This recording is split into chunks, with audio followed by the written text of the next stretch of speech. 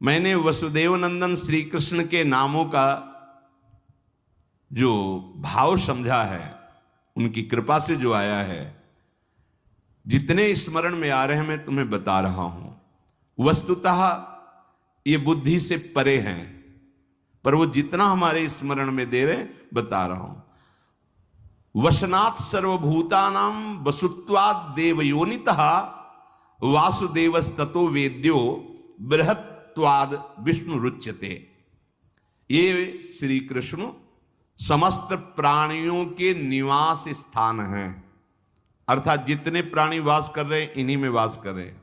विराट रूप में जो भगवान का स्वरूप है, सब प्राणी उन्हीं में वास कर रहे हैं। एक एक रोमकूप में ब्रह्मांड है, उन ब्रह्मांडों में से जैसे गूलर के पेड़ में गूलर के बल छोटे छोटे छोटे ऐसे, उनके अंदर देखो कीड़े, उस तरह अपना,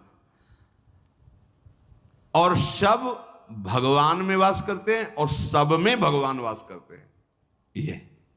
ये है शुद्ध बोध। सब भगवान में वास कर रहे हैं क्योंकि विराट रूप सब भगवान, इतने महान महतो महियान, कि सब भगवान में वास कर रहे हैं। और अणुअणियान, इतने छोटे स्वरूप में कि जो सूक्ष्मदर्शी से देखा जा सकता, उसमें भी भगवान विराजमान है। सब भूत भगवान में विराजमान और सब भूतों में भगवान विराजमान, इसीलिए उनको वासुदेव कहते हैं। वासुदेव वसनात् सर्वभूतानाम और वसुत्वात् देवयोनिता, सब भगवान में वास करते हैं और भगवान सब में वास करते हैं, इसलिए उनको वासुदेव कहते हैं। बहुत व्यापक हैं ये, सर्वत्र हैं, इतने व्यापक हैं कि कहीं भी ऐसा नहीं कि यहां भगवान नहीं है, कहीं भी ऐसा। देखो सबको लगता है कि मुर्दे में भगवान नहीं है। अब मुर्दे में क्या, कुछ नहीं है, भगवान का अवतार हो गया मुर्दे से। कौन सी ऐसी जगह जहां भगवान नहीं, सर्वत्र भगवान है। महाराज पृथु बेन के शरीर से प्रकट हुए, इसीलिए इनको विष्णु कहते हैं। सब भगवान में वास करते हैं, सब में भगवान वास करते हैं, इसलिए इन्हें वासुदेव कहते हैं। और इतने व्यापक हैं कि कोई कण ऐसा अनंत ब्रह्मांडों में नहीं जहां वो हो ना, इसलिए इनको व्यापकता के कारण विष्णु कहते हैं, विष्णु। और मौन ध्यान योग से जिनका बोध होता है, ये मौन बहुत बढ़िया साधन है। वास्तविक मौन का तो स्वरूप है मन का निसंकल्प होकर परमात्मा में स्थित रहना, पर प्रारंभ किया जाता है वाणी के मौन से, फिर धीरे धीरे मन का संकल्प रहित होना मौन होता है। वाणी बहुत अपराध करती है, ये चटर चटर बोलती रहती है, व्यर्थ की बातें, निंदा, ये ऐसा वेग आता है, सारी ऊर्जा शक्ति बर्बाद होती है वाणी से। सबसे प्रार्थना है आपको, बहुत भगवत कृपा से परमार्थ मार्ग मिला है, बहुत संयम में रखिए वाणी को।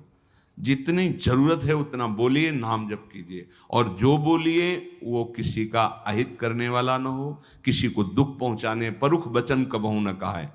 एक एक चीज संभालनी है, जो हमारी बिखर गई है उसे समेटना है। कह रहे मौन और ध्यान, ध्यान माने एकाग्रता अपने आराध्य देव के नाम रूप लीला धाम में, और योग। अगर हमारा चिंतन संसार का हो रहा है तो हम संसार के, प्रभु का हो रहा है तो प्रभु के हैं। योग का सीधा स्वरूप भगवान ने बताया है, तेषाम सतत युक्तानाम भजताम प्रीतिपूर्वकम ददामि बुद्धि योगम तम येन माम उपयांति ते। जो सतत मेरा चिंतन करता रहे, योग का तात्पर्य चित्त वृत्ति का निरोध करके परमात्मा में लगाना, और जिसका लग गया है तो सिद्ध योगी कहा जाता है, वही योग है। तो मौन ध्यान और योग के द्वारा भगवत साक्षात्कार होता है, इसलिए उन्हें माधव कहते हैं। प्रभु का जो माधव नाम है, मधु शब्द से प्रतिपादित पृथ्वी आदि संपूर्ण तत्वों के उपादान एवं अधिष्ठान होने के कारण इन श्री कृष्ण को मधुसूदन कहा गया है, मधुहा कहा गया है। कृष्ण धातु सत्ता अर्थ का वाचक है, सबकी सत्ता। कृषि भूर्वाचक शब्दो अणस्य निर्वृत्ति वाचक विष्णु तद्भाव योगाच कृष्णो भवति सात्वतः। ये ण आनंद अर्थ का बोध कराता है। कृष ये सत्ता है, धातु सत्ता है। इन दोनों भावों को जुड़ करके जो नाम होता है वो कहा जाता है कृष्ण। कृष्ण ये महान पापनाशक है। ये आनंद स्वरूप प्रभु श्री हरि को कृष्ण कहा गया है। जो पुंडरीकाक्षम परम धाम नित्य मक्षय मव्ययम तद्भावात पुंडरीकाक्षो दस्युत्रासार जनार्दन। जो नित्य है, अक्षय है, अविनाशी है, उन परम धाम का नाम पुंडरीक है। भगवान का एक नाम पुंडरीक कहा गया है। उसमें स्थित होकर जो अक्षत भाव विराजते हैं वो पुंडरीकाक्ष कहलाते हैं। पुंडरी और पुंडरीकाक्ष, कमल के समान इनके नेत्र हैं, इसलिए भी इनको पुंडरीकाक्ष कहते हैं। ये दुष्टों को पीड़ा पहुंचाने वाले हैं।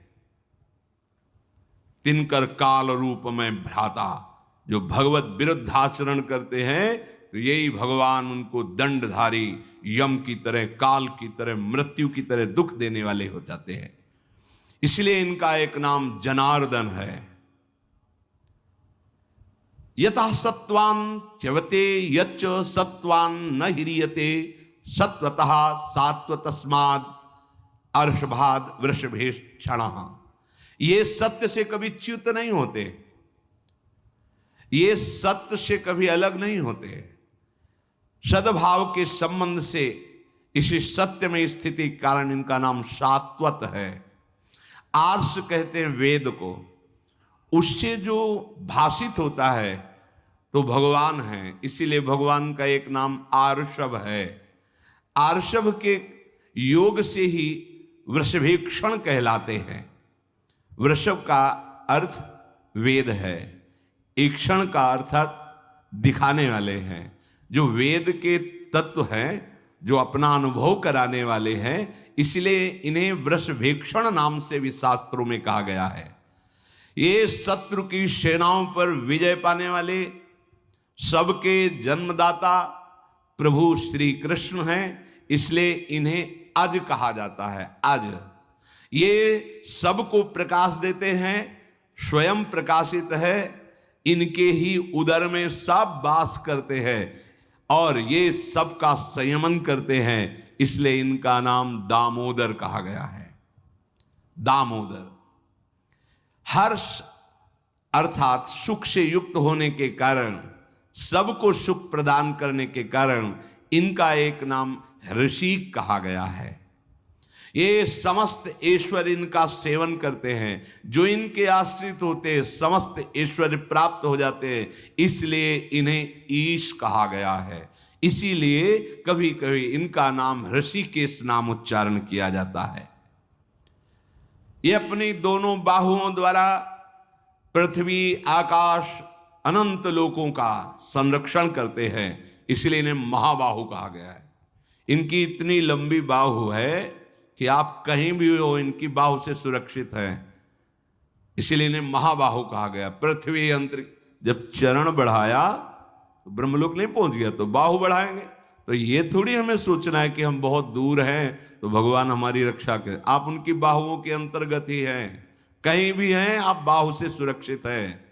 निर्भय रहो, भगवत चिंतन परायण रहो, तो आपको खुद अनुभव होगा कि आप भगवान की अभयद भुज दंड मूल उन भुजाओं के अंतर्गत है।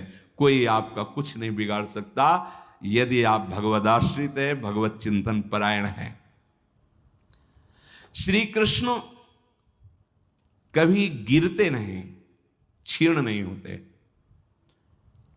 अधो न क्षीयते जातु, इसलिए इनका नाम अधोक्षज है। और जो इन अधोक्षज की शरण में होता है वो कभी गिरता नहीं है। नरो अयन जीवात्मा का आश्रय, इसलिए इनका एक नाम नारायण भी है। सर्वत्र परिपूर्ण, सब में विराजमान यही पुरुष हैं और सब पुरुषों में ये उत्तम है, इसलिए इनका नाम पुरुषोत्तम है। दो बात